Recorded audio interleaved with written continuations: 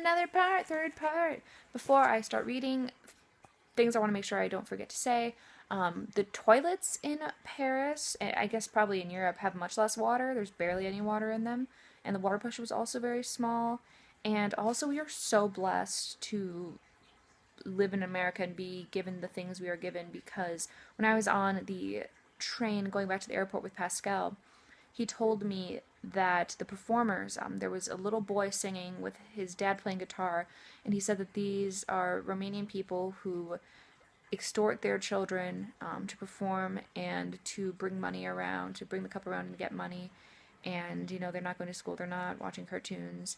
And it was so heartbreaking because at one point, the son just looked up and he said, "Are we done?" After he sang 2 songs. And dad was like, "Yes." So the kid went around to get money, and Pascal said that, they're also the biggest pickpocketers, the children. And it's just heartbreaking to see how some people have to live, and we're so blessed to be given the things that we are given. Um, it really changed my whole outlook at life, just to be so grateful for everything, to just be so hardworking and to care about others, because that's what matters. The suburbs that we went through were also very poor. They're called the northern suburbs or the projects of Paris, and it was the most poverty-stricken area I'd ever seen. There were rusted out cars that people were using for houses. Just all these abandoned places that were made into makeshift houses. And that was over Paris too. You saw people sleeping in sleeping bags, and it was just heartbreaking. So I wanted to make sure that I shared that. But in the morning before the stay, I went to the hotel downstairs, and they had croissants and bread and fresh orange juice, freshest orange juice I've ever had. Amazing croissant with like this glaze on it. It was amazing. We went to the Eiffel Tower, and that was when I went on the metro myself. The field was actually a war field that it was built on, which I thought was interesting.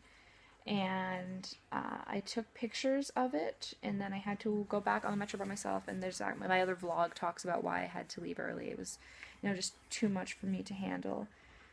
In the front, there are these illegal immigrants who sell little Eiffel Towers to make money, and they apparently ask women to go back to their country with them and marry them, especially if they're blonde. So that was an interesting experience. But again, being so grateful to have what we have. And I ended up getting something from across the street because Pascal said you had to have exact change. And he made sure I had the right metro. And I did it, and it was so empowering. So that was awesome. And again, it's on my blog if you want to see more about that. I made sure I asked multiple people if it was the right one. And a thing I realized was that people take up less space in Paris. So I'm used to crossing my legs because I have very long legs. So on the metro, I had my legs crossed, but I noticed everyone else had their legs directly together. So it takes up less space. So I had to make sure that I corrected myself on that.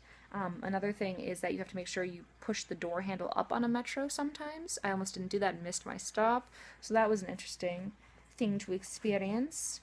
Got off at the right station, just hung out. I went to the market to get stuff that I needed. It was so crazy because there were so many different things at the market. You had clothes, food, and I just based it off of looking at the little pound sign to see how much things cost. And at that point, I didn't really care. I just needed a journal, so that was awesome.